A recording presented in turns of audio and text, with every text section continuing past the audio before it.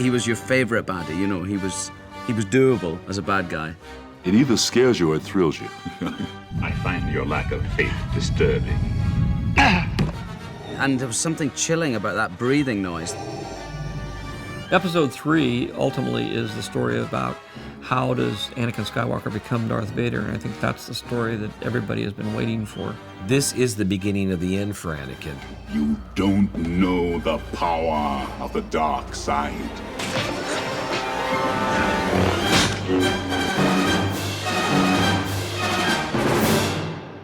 Part of the reason I went back to tell the prequel of how Anakin Skywalker became Darth Vader is that it's an interesting story, and it's a fun story to tell, because it is the story of how a good person turns bad.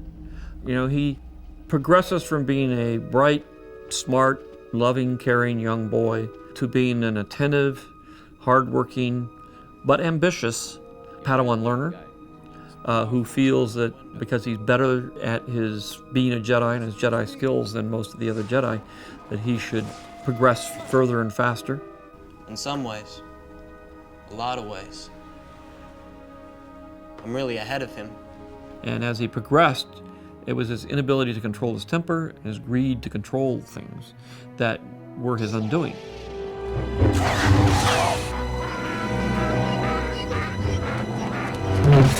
His whole slide to the dark side is quite carefully done, and it comes from very human things, that he's in love, you know, and that he's going to be a father, and that he's jealous, and I don't know, we've all done it, messed things up because we're young and naive and not able to step back and go, oh no, it's okay. Put the ship down! Anakin! Don't let your personal feelings get in the way!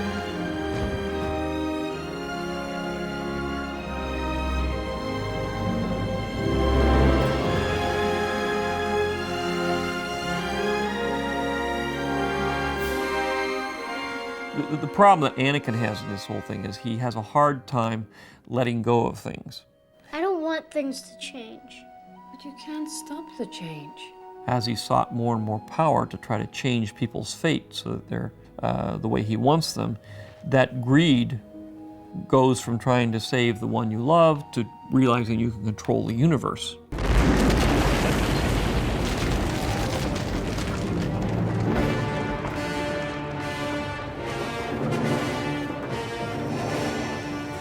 There was this missing piece now of episode 3, and that is the key missing piece of episode 3, which everybody's always wanted to see, which is the return of Anakin Skywalker in the suit.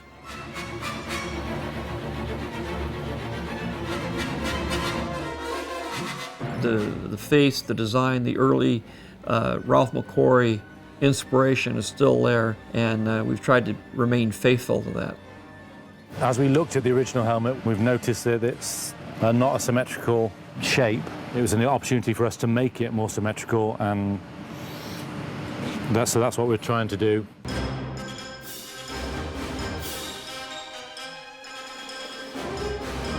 So this is the bit where all the detail needs to be. So we've spent a long time getting this side beautiful. I scanned it into a machine, and then I flipped it in the computer, and then I'm just cutting the right-hand side. Hopefully by the end of the day we'll have the other half of that we can put together and see what it looks like. And that'll be the first time we've seen a symmetrical Darth Vader. We've got the beginning of the helmet, that's going to go into a mold tomorrow.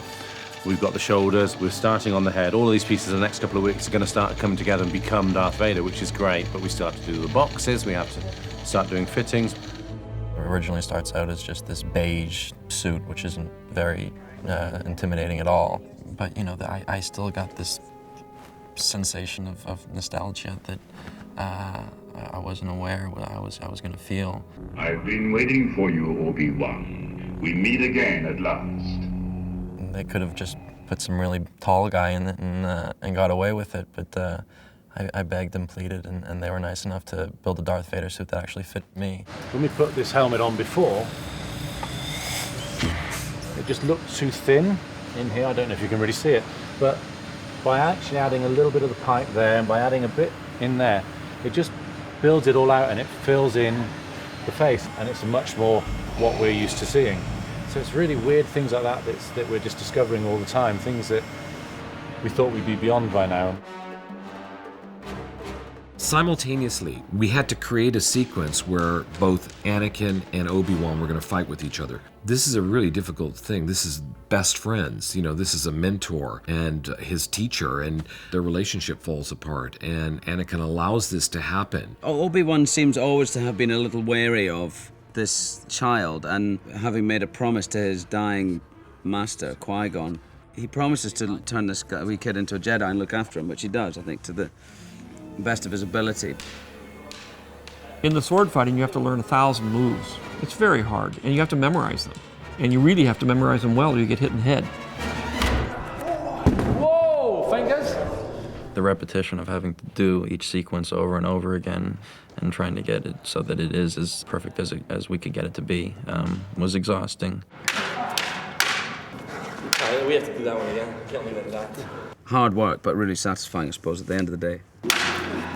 The guys would get so into it, and then one of them make a mistake, boom, break, they would be fine, laughing, everything else, and then boom, seconds later they were back into it. And this would go on for hours and hours every day. Ewan has always been a great sword fighter, but Hayden is very athletic, and he's also very good at it. The difference in this particular one is they have to fight each other. So we got some very, very good performances there, you know, working their routines through and trying to be better than the other guy.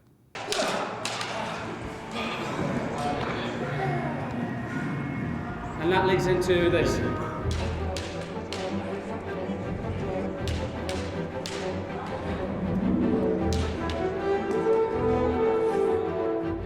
They've done more layers of the silicon, and then we've done a fiberglass jacket around it. We've then taken all of that off so we could get the original shape out. So we now have an empty shell, which is going to be our Darth Vader helmet, which now Adam is about to start laying up in polyester, in fiberglass.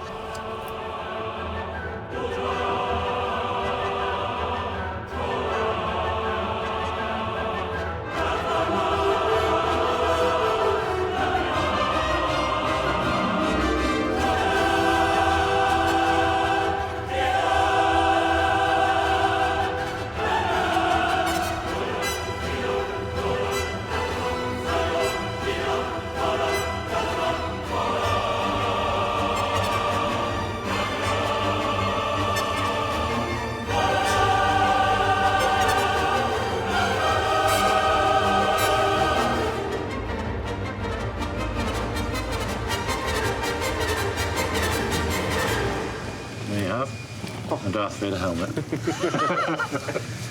And that looks very good.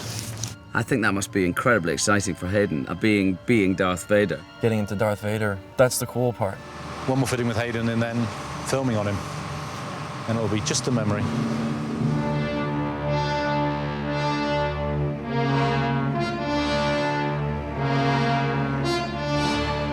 Everyone on the crew, everyone on my crew, wanted to be involved in this. The day we were on set with him and then he came into shot and you saw him shining as he went up, you just thought, that is an amazing thing. Takes us back to the old days.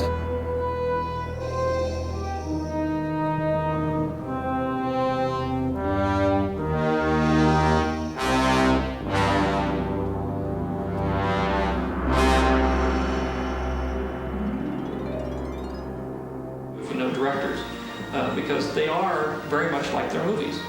And in the case of somebody who writes and directs, you know, it is my life. I mean, everything I write